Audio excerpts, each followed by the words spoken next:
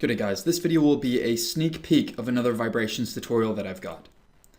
This particular tutorial will be on modal analysis, and in particular we'll be asked to find the displacement versus time equation for each block of this 2 degree of freedom system. Notice this is a challenging question because we're dealing with some interesting forcing. When we're ready, we just click begin. So to begin with, we've been asked to find the mass matrix and the stiffness matrix. I'm going to enter in something which I think is almost certainly incorrect, just for illustration purposes.